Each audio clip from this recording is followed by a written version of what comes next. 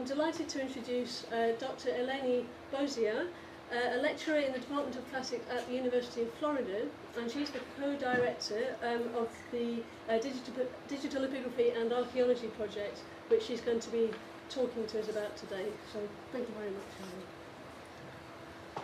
Thank you very much for inviting me here and for giving me the opportunity to present you the Digital Epigraphy and Archaeology project, which is a collaborative work between the Digital Worlds Institute at the University of Florida and the Department of Classics at the University of Florida. And today I'm speaking on behalf of the whole group, Dr. Angelos Barboutis, Dr. Robert Wagman, and myself. My presentation will be roughly divided in three main sections, 6 small parts. I'm going to talk to you a little bit about other related projects, so briefly an overview of other epigraphic databases, so that I can ease you in on how and why did we decide to start the Digital Epigraphy toolbox, what is the main difference between our project and the other projects that are currently available online. The second section, I'm going to explain to you, without getting into too many technical details, how the Digital Epigraphy toolbox works. I'm going to show you our interface, how you can use it. I have screenshots, we can use it all together online. I'm going to show you some of our experimental results. And the last section is going to be the second part of our project, not the Digital Epigraphy, the Digital Archaeology. Recently we have started digitizing in 3D other archaeological artifacts as well, statues, busts, vases, and so on. So this will be the last part of my presentation.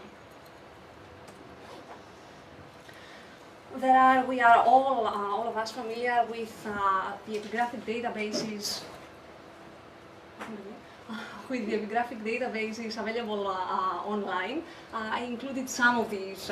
Here all of you are familiar: the Electronic Archive of Greek and Latin Epigraphy, the Packard Humanities Project, the ECTIBA at the Berlin Brandenburg Academy, the Center for the Study of Ancient Documents, and several others. So what is the difference between all these? What do we hope to achieve with the Digital Epigraphy project? When someone wants to examine an inscription, it involves several different parts. You may want to examine the original inscription, the material, the ancient find spot, the modern find spot, the text itself, or all these things together. Most of these epigraphic databases give you access to either the text and or the other information about the actual stone, about the actual inscription. What we wanted, however, to focus on is how you can give people access to the raw material, and also how we can preserve and disseminate squeezes, the ECTIBA. Why is that so important? First of all, squeezes. When someone wants to examine a large, let's say a large area in Epidaurus, he visits the archaeological site, she spends several hours producing these squeezes, which then he houses in his office. And there are also large collections of squeezes around the world housed in several different institutions and museums. But the problem is that not all of us can get access. You cannot always travel to these places. There are cases where you want to teach a class that involve all these inscriptions, not to mention also the fact that there are squeezes of inscriptions that are now lost. The other part that got us interested, and we started the Digital Epigraphy toolbox, is that, for example, the Packard Humanities project gives us access to the text. So when we have a really badly weathered inscription, no one else gets the chance to have a second reading unless he can visit the place, he can find the actual inscription and try to read it, and try to make out all the weathered places. The Digital Epigraphy toolbox aims to help people digitize in 3D their squeezes so that they can be preserved, they can be disseminated so that anyone can have access. They will not be lost, so that you can have access to squeezes again of inscriptions that are now lost, which means that they are our only source of information for those inscriptions, and also it will give everybody the opportunity to, let's say, reread these inscriptions. Now, a very logical question would be, so there is no one else who thought about that, and there are no other ways, why should someone use the digital epigraphy toolbox? Are there not any other ways to do this? You can, of course, take pictures of the squeezes. It's easy, it's simple, it's not expensive. The problem, however, is that you cannot, it depends on the light that you take, on the camera that you use. You cannot always, you can see that the result is not always better than if you actually had the squeeze in front of you. You can take several pictures of the inscriptions, like the HP Labs tried in 2001. You can put the inscription here on the platform, and then all these are different light sources. Of course, that would require to acquire the machine. And the second part is that if you take pictures of anything else other than a squeeze, which is a paper, it doesn't mean that you will be able to reproduce it in 3D. And I will explain later why. So you can have better lighting results, but it does not mean that you will be able to have the 3D representation of the inscription. This is an example of how the HP Lab method would work. Just to give you a quick hint, the problem is that not all the material properties of all the surfaces have been studied, but the material properties of the paper have been studied. So that is what gives us the opportunity to be able to create a 3D model of a squeeze, rather than of any type of inscription on any type of material. There is a so-called petroglyph digitization using laser scanners. It produces very good results, but again, it requires very expensive machinery, and we cannot always have access. Again, accurate results, and in some cases it must be carried to the site, which is not always feasible. And you can, of course, something which has become lately very popular, you can reconstruct a 3D scene from videos. But that would not work with either a squeeze, or in some cases with even with a stone inscription. It's only good for large objects. You cannot capture the detail that you need to capture when you want to read the text.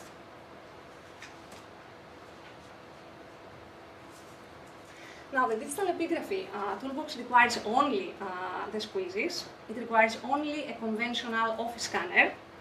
And of course, it doesn't need to be transferred to the site as long as you have the squeezes. So how do you do this?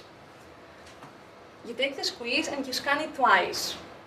It doesn't matter which side, you can do it like this and like this, as long as the two pictures are 90 degrees, have a difference of a 90-degree angle. That way the light comes once from that side, and when you turn the squeeze, it also comes from the other side, which means that you get as many details as possible from the squeeze. This is an example. I don't know if you can, if it's visible to everyone. In this case, the light comes from the top. In this case, it comes from the left. And these two images are the only pieces of information that we need and that our algorithm requires, so as to be able to reproduce the 3D anaglyph, the 3D model of the squeeze. As I told you before, since all the material properties of the paper have been studied, it's very easy. It's very easy only with these two pictures to reproduce the 3D model. The technique is known as shape from shading. And that's about it. You scan your squeeze twice, and you get a 3D model.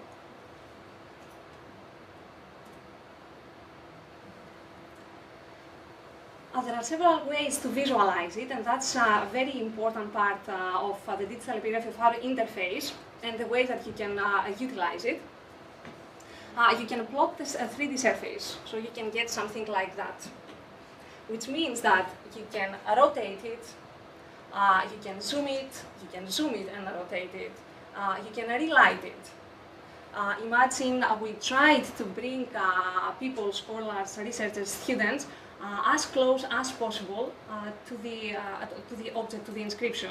So what would you do if you had the inscription, or if you had the actual squeeze in your hands?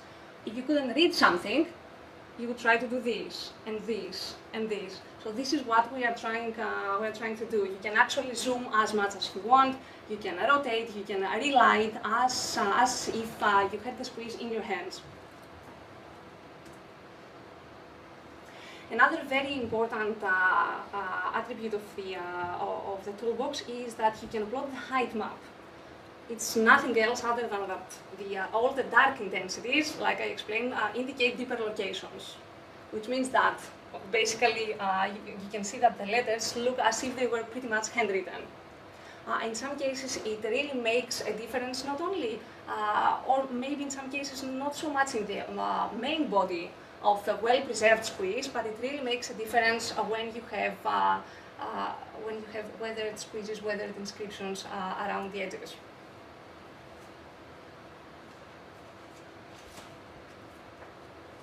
You can change the material properties. Again, it may not seem so important, but in some cases, if you change the color, the difference between the letters and the background really helps you. And imagine again, if you zoom this and if you rotate it and if you relight it, it can really make a difference in the recognition of letters. So this is it so far. As long as you have you got access to the inscription, or someone got access to the stone inscription, and you have the paper squeeze, you scan it twice, and then it's just a click of a button before you get the 3D and the height map. The second part, so this was our main goal, how we can easily digitize them and create the 3D models.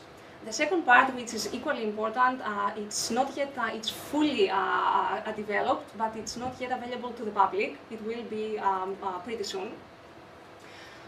We can perform automatic post-processing analysis of the inscriptions. So the computer can automatically segment every letter or symbol of the inscription.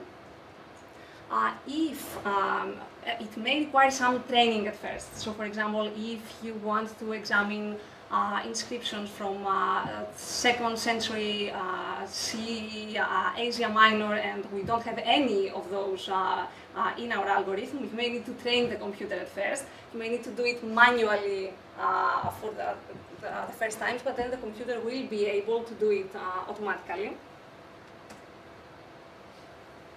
And then again, automatically the computer can cluster all the similar letters into groups. So for example, here, all the alphas. Again, if it requires training at first, you may need to do it manually, but it then can be done automatically. Why is that important? Why would someone need to segment the letters and then cluster them into groups? Why going to so much trouble? What if you want to date an inscription? The program is not meant to substitute archaeologists or epigraphists or classicists in any way, but what if you have 500 inscriptions, 1,000 inscriptions, and you want to see if there is a pattern? If you want to study the lettering techniques, you can first have the computer do it for you, and then the trained eye can evaluate, validate, quantify the results. But you can do a lot more, a lot faster, and then draw your own conclusions. About the clustering of the letters, the computer then can perform what we call a registration of the letters. So it takes all, let's say, since I have the alphas here, it rotates all the alphas, it scales them so that they can, that they may overlap as much as possible one onto the other. And that way, you can have the average alpha of the group of inscriptions that you have entered into the computer. And you can also get the affinities between the alphas. How close, how similar is one alpha to the other alpha to the other alpha. And that is what I meant when I said that the computer can do it fast. It can tell you, okay, these look alike. And then you can decide if they do actually look alike, or what does it mean that they look alike. And here you can see, excuse me, this is the average alpha. This alpha looks 52% similar to that one. These two, they are grouped together, which means that the computer grouped them together. They look alike, but they are not as similar to the average alpha as is this one. I don't know if you can see it, but the average alpha has parts which are darker. The darker parts indicate that most alphas have the darker parts. Where it becomes grayer, it means that some alphas do not have, let's say, this part. And again, you can quantify the results. So again, it may require some training, but segmenting, grouping, registration, statistical analysis are all automatically done. When we first started, we initially applied our framework to 5 squeezes from Epigraphy, and I have here the bibliographical information if you are interested. They're actually published by Robert Fagman. He is part of the digital epigraphy and archaeology group.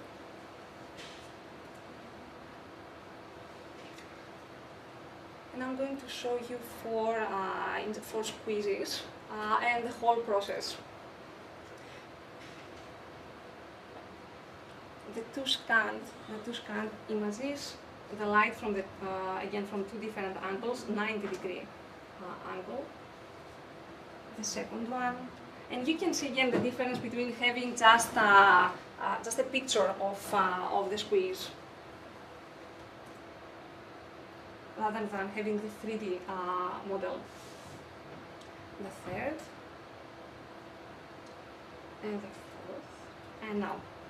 Example of the 3D reconstruction, I know that they are not the same, this one was the first one, but you can see the difference between trying to read something from a photograph, a single 2D photograph, where you would only be able to zoom in, and having that, the 3D model and the height map.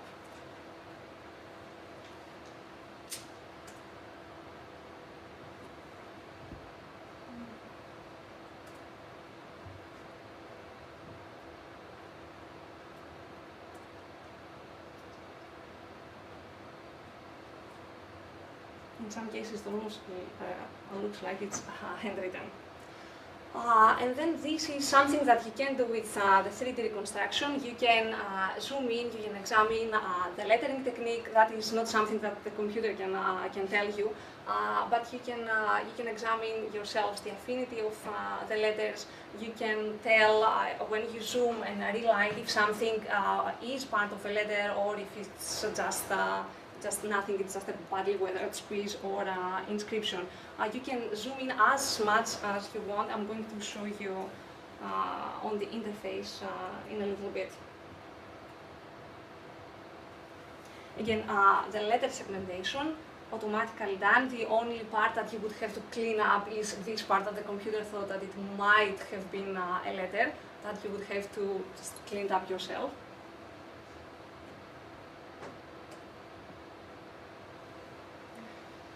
And I only chose here 4 letters, the alphas, the epsilon, sigmas, and the ypsilons of those 5 squeezes that I showed you at first. So these are the alphas, and these are the groups of the other letters. And now, what he can do with these affinities and the registration, he can automatically get the so-called dendrogram. So all the affinities, the similarities, and the differences between the letters, he can get them like that. So what does that tell us? First of all, as I explained before, when you get the average epsilon here, the dark intensity indicates that all or the majority of the epsilons have these parts. Here, it will be, the PowerPoint will be available online, it's clear there. This is grayer, which means that there are some epsilons that lack this part. Again, that may not mean, that may mean nothing. It may be a matter of how the squeeze was done or anything like that. But you can decide what it means and if it means anything. And then the grouping of the epsilons. If you notice, the computer decided that all these 5 inscriptions look a lot alike. They're lettering techniques. So that's why all the epsilons are grouped one with the other, and they show close affinities. Which is actually, we knew that those 5 squeezes came from the temple of Asclepios in Epidaurus. That's why we started with something that we knew. And the computer actually found that they do look alike. When the epsilons are joined together, it means that, for example, these two, they look almost alike. And the third one looks very much alike with these two. What it gets interesting is when you get to these 2 epsilons, the computer has joined them with the rest of the group, even though it shows that they don't look so much alike as the others, and they are grouped together apart from the others. Why? They are the only 2 epsilons where the middle line does not touch the main body of the letter. So they don't look so different so as for the computer to group them, to cluster them somewhere else, on the one hand. On the other hand, they look alike, so they are grouped together. And the third part is that this is why the average epsilon has a middle gray area, because these 2 lack this middle part.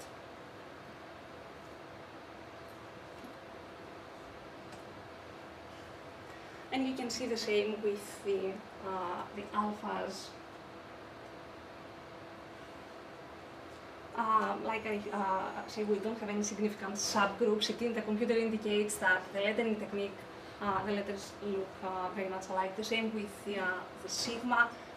Again, darker here, a gray area here and here.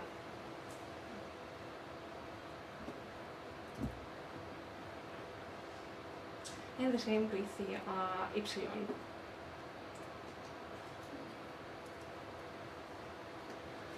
And this is the digital epigraphy toolbox interface. This is the 3D model, just a screenshot for now.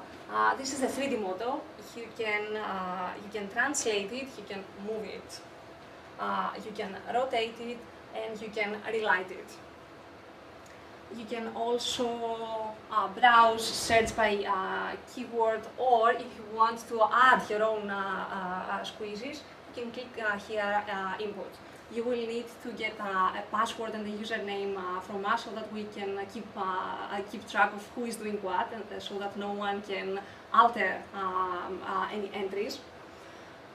You can add the 3D object. For example, if you have a photograph of the actual inscription or of the monument where that inscription was found, you can upload it here.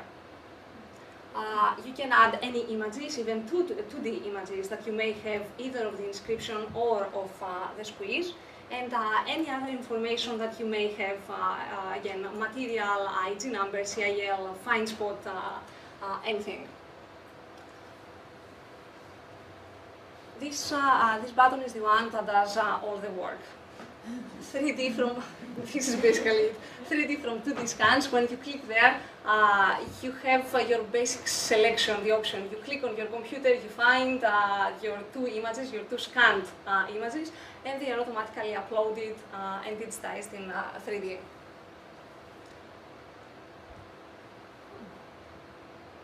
And the zoom that I forgot to show you.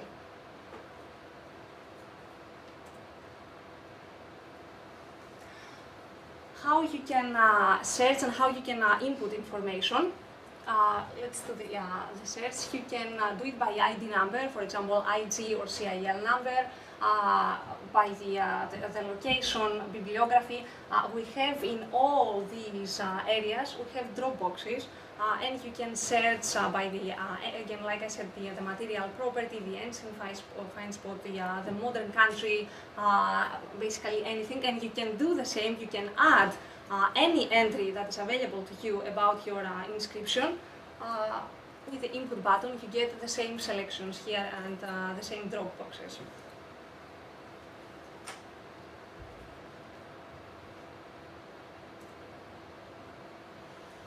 Now, what if you, for example, you're not sure what you are looking for, or you don't have all the necessary information so as to get the one inscription that interests you?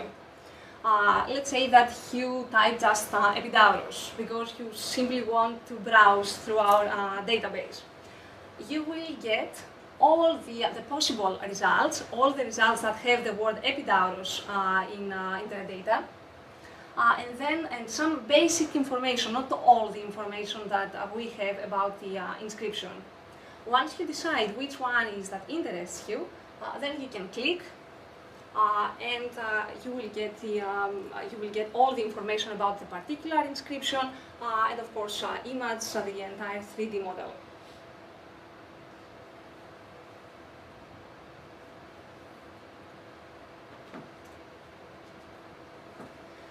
About the information, and this is how the input, the edit graphical information page looks like. Inscription type, province, modern country. The information box here, you can get information about this inscription, any information about that inscription that exists online, even if it is on another website. You will get, for example, if you have that inscription, if you have the text in Packard Humanities, then you will get the URL and it will show you the text.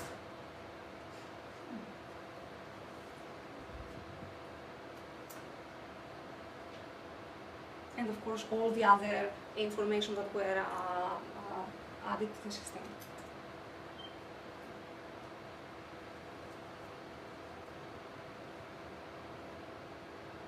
This is a demo, you can see.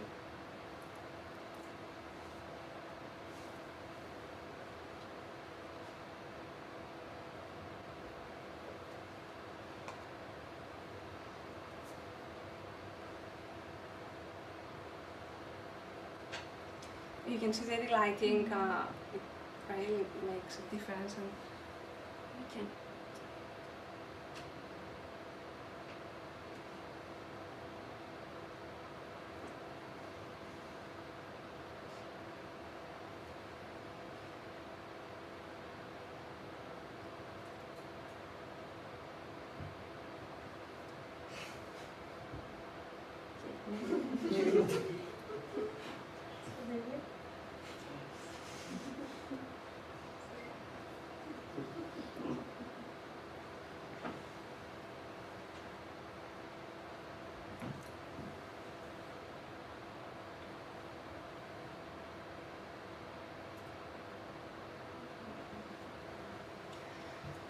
the advantages, I think I hope that I made them clear. You can preserve, disseminate, study, restudy inscription.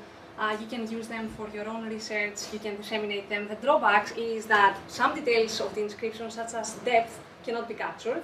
And then there are some issues with very large quizzes. What we plan to do in the near future is that we are going to embed a separate program in the digital epigraphy toolbox that will be able to stitch the inscriptions, the large inscriptions, the pieces together. So far we have been, when we are contacted about how someone can digitize his, her quizzes, but they are very large, we usually do it manually. But it will be an option that will soon be added. And that was the first part, the digital epigraphy toolbox. The second part of our project includes the digital archaeology. Again, we are not the first. There are several archaeological databases, database of archaeological artifacts. These are the maybe most visited ones, the most well-known ones. The one housed in the Louvre Museum, British Museum, Claros, the Google Art Project. They all have 2D images, 3D images. You can zoom in some cases. So what do we hope to add to this? With the use of 3D scanner, we hope to digitize in 3D archaeological artifacts so that we can have them on our database, and you can study them, you can zoom in, you can relight, you can perform the same things that you can do with inscriptions, but with an archaeological artifact. Our ultimate goal is that we will have the option to, let's say, upload 4 different busts or the imperial bust from Capitoline Museum, and you can study the construction, the form of the busts. You can find, you can study the way they were made. This is the first one that we tried. It's the so-called Sphageion, courtesy of the Tampa Museum of Art in Florida. You can see that it's a very good 3D model. We scanned it using a handheld Artex scanner. And you will see here. This is the cloud of the cloud of 3D points that then give you the 3D anaglyph of the artifact.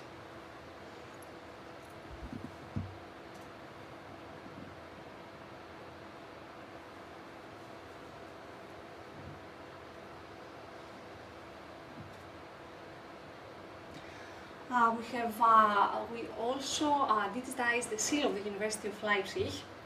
This you don't need to have the seal, and you can also do it for coins.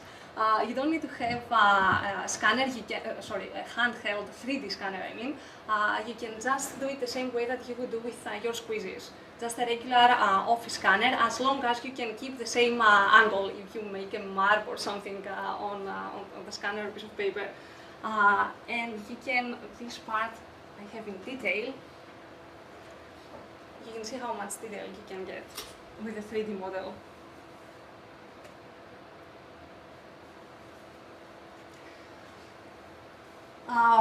This database of including the inscriptions and the archaeological artifacts, we called it the Digital Epigraphy and Archaeology Virtual Museum, and actually this is the first time that we presented to the public today. It has all the properties that the Digital Epigraphy toolbox has, but it's not necessarily meant for researchers or scholars or people who want to add their squeezes on our system. You may have a student who wants to just browse, look because he's taking a classical archaeology course and nothing more than that.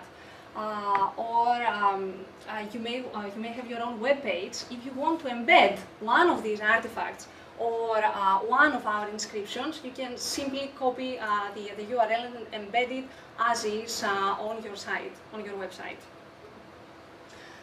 Again, when you do search, you get all the different results. You can click on the one that interests you. You get it the full size and all the information that we have available. You can rotate it.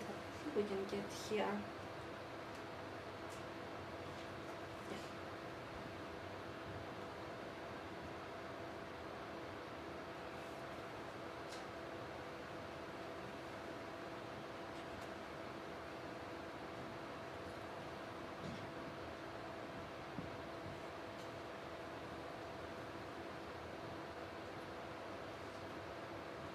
Like I said, you can translate it if you want a particular part. You can rotate it. You can relight it. You can have either the 3D or the 2D, and you can also have it full size. And again, you can do it with any of your results or any of the inscriptions that we have online.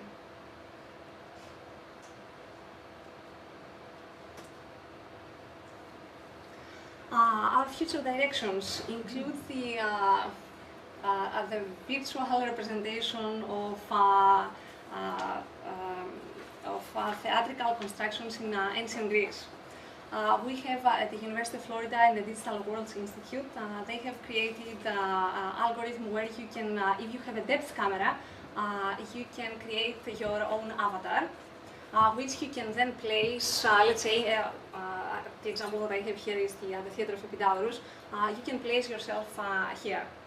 Why would you do that? You can measure, just for fun, but you can also see how you, if you would need in some cases, in some place, if you could need 3 or 4 actors, if you would have a mute actor, if someone would have the time to go backstage and change.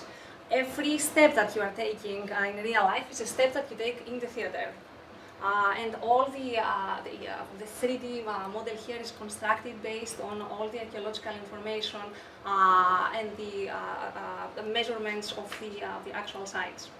We can examine theaters how, let's say, the orchestra at the theater of Thorikos, which is not circular, how it would work for comedic choruses, and so on and so forth. So this is our part of the future directions of the digital epigraphy and archaeology project.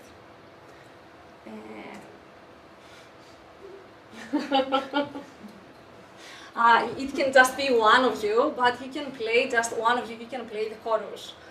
It will make a difference. You can see how, if the theater would be large enough to have, for example, the 24 member choruses that we believe that comic choruses consisted of, or anything like that. You can, what if you wanted to be, let's say, to be on stage, or what if you wanted to be a member of the audience, since you cannot walk forever so that you can get up on top. If you click somewhere, then you are sitting over there. So every step you are taking it from over there.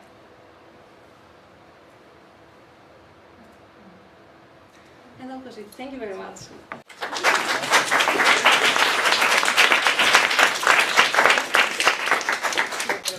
Thank you very much for an extremely interesting talk. I've got a couple of questions for you myself, and then I shall open up the questions to the floor. I was wondering about the workflow.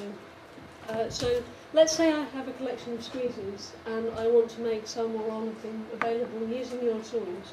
Mm-hmm. Where do I start? Where do I start? That's really the question. We have the, I couldn't show you, we needed Java, but you can contact us. We will give you, like I said, we will give you a username and a password. All these, every time that you log into the system, so as to check out something, to add any information or to delete any information, your details are recorded. So that way your data are all protected. So essentially, and then after that you just upload them and... Okay, so there's a record of what I've done? Yes. Okay. Is there an editorial board which checks the information that I'm providing? And if so, how does that work? Are there several people on the board who look at the details that people submit and then say, actually we can't accept this, it's not good enough quality, or whatever, and then send it back for... How does that work? So far we have been working with data that we ourselves can validate. So we have digitized the collection of squeezes from Epidaurus that Dr. Wagman has, and he quantifies and validates the results. We have digitized the collection of squeezes from Nemea, but the University of California at Berkeley have given us their collection and they are responsible for them, and we have not yet published anything. So once the workload becomes a lot, once we have, let's say, a student and a budding archaeologist who wants to, then we will start filtering, and we will have a group of archaeologists, inscriptionists filtering through the data. But up to now, again, we only work with people who want to digitize and preserve their squeezes, and they are responsible for the information that they enter. Okay, I also wanted to ask about the end user, which might of course be one of us. What would I take away from the database? What do I download, and how am I allowed to use it? If I use some material from the database, what am I allowed to do with it? What's the sort of accessibility issue? First of all, you cannot alter any data without us knowing. Second, you can upload and digitize your squeezes and decide that you don't want to have them online. So that is why we don't have yet collections of quizzes online, except for ours that Dr. Wagman again has given us permission to use. So you can decide how public they want to be, if you just want to preserve them for you and for your classes, for your colleagues, and if you don't want the whole world to see them. So you can actually, it's not like you upload them and you don't have any control over your data anymore. You decide how public you want them to be. You decide how you want to use them. As far as the downloading, the 3D images, they are very small. They are not like a gigabyte or terabyte or anything. It's just regular pictures. But if I wanted to download something from the site, as long as it had been agreed by the person who'd uploaded it, I could download a number of different squeezes and use them for my own purposes. Yes. Is that okay? Thank you. That's